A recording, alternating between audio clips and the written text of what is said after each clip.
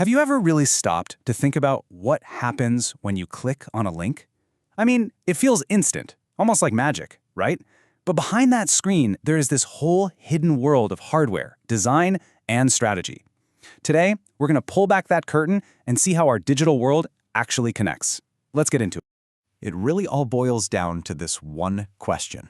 How on earth does a single tap on your phone manage to bridge the gap to a server that could be thousands of miles away and do it almost instantly? Well, that's the journey we're about to take, starting from your room and going all the way to the other side of the globe. So to even begin to understand that massive global system, we have to start small. We've got to start with the most basic building block of all digital communication, the network itself. When you boil it all down, a network is actually pretty simple. It's just a bunch of devices that are connected to each other. And the whole point, the entire reason they exist, is to share stuff. Whether that's a photo, access to a printer, or, a connection to the internet. It's all about talking to each other and sharing resources. You're actually using a network right this very second. It's called a local area network, or a LAN for short. This is that small private network right in your own home or office that hooks up your laptop, your phone, maybe a smart TV, all to your Wi-Fi router. And because it's all in a tiny area, the data can just zip back and forth super fast. Okay, so now let's zoom way out. What happens when you start connecting all those individual LANs together, but over huge distances? Well, then you get a wide area network, or a WAN. These are the things that connect whole cities and countries. And the biggest, most famous WAN of them all is, of course, the internet. So we know that networks connect all our devices. But what makes one feel lightning fast while another one just crawls? What are the actual physical things that make all this data sharing happen in the first place? Well, the biggest word you need to know when it comes to speed is bandwidth. And I absolutely love this data pipe analogy because it's just the perfect way to picture it. If you have more bandwidth, you have a wider pipe. And a wider pipe means you can shove more data through it all at once. That's why a big bandwidth connection lets you stream a 4K movie without it ever stopping to buffer. But here's the thing.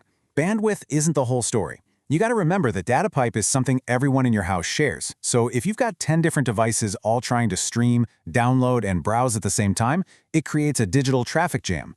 Everything slows down for everyone. And of course, how you connect matters.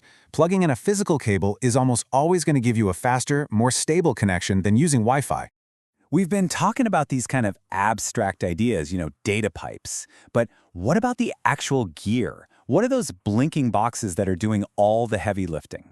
Think of these guys as a team, and each one has a very specific job. The router, that's your gateway. It connects your private little home network to the massive public internet. A switch, on the other hand, is like a traffic cop inside your house, making sure a file from your laptop goes straight to your printer and nowhere else. Your WAP, or wireless access point, is the thing that actually creates the Wi-Fi signal. And the NIC, the network interface card, that's just the physical port, the little jack that lets you plug a network cable right into your computer. Okay, so we've got the hardware, but you can't just toss a bunch of this stuff in a room and expect it to work well.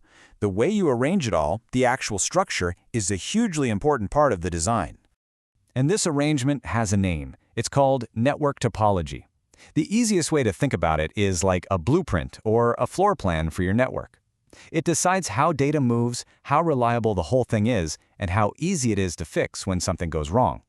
Let's look at a couple of the most common designs.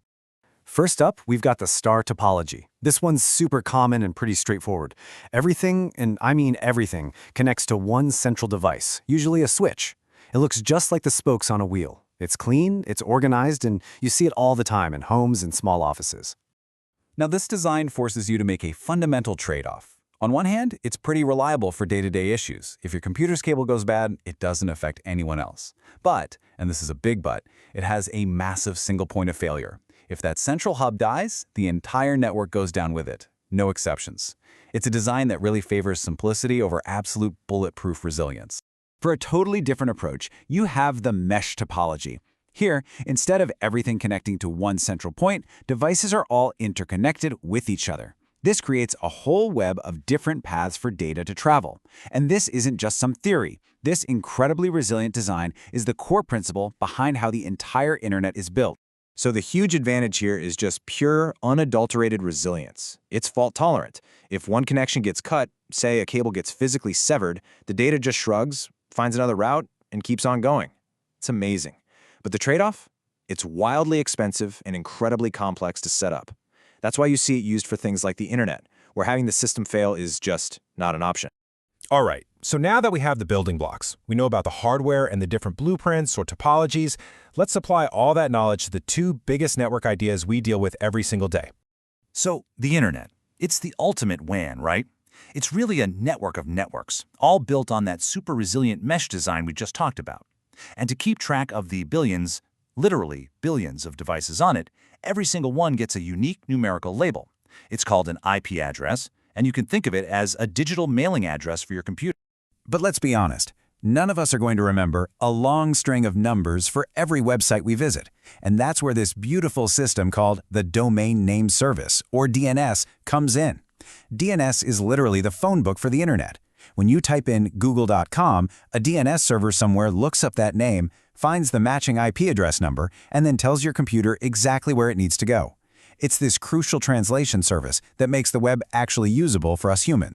And what about the cloud? It sounds so mysterious and floaty, but it's actually way simpler than it sounds. At the end of the day, using the cloud just means you're using someone else's computers. Seriously, you're using powerful servers and massive storage systems owned by big companies, and you're just accessing them over the internet instead of having to buy and maintain all that gear yourself. Now, this whole cloud thing has some pretty obvious benefits. You can get to your files from any device, anywhere in the world. And you save a ton of money not buying your own expensive hardware. But there are significant trade-offs. You are completely at the mercy of your internet connection. No internet, no files. And you're placing a huge amount of trust in another company to keep your data safe and secure. If their service goes down, you go down with them. So, let's bring this all home. From that little LAN in your house to the specific hardware that directs all your data, all the way up to the very structure of the internet itself. All of these concepts are working together behind the scenes to create that seamless digital world we rely on every day. So if you're going to walk away with anything, let it be this. Networks are what connect our devices, from the small LAN to the giant global WAN. Physical hardware like routers and switches are the traffic cops of the digital world. The way you design a network is always a trade-off between cost, ease of use, and reliability. The internet we love is built on a resilient mesh design, and DNS is its phone book. And finally, the cloud isn't magic, it's just us getting to use someone else's really powerful computers over the internet. And there you have it. That is how a single, simple click can connect you to the entire world. It's an incredible system of systems, all built on some pretty simple ideas that just scale up to a mind-boggling size. So, now that you know the rules of the road, what part of this digital world are you going to go explore next?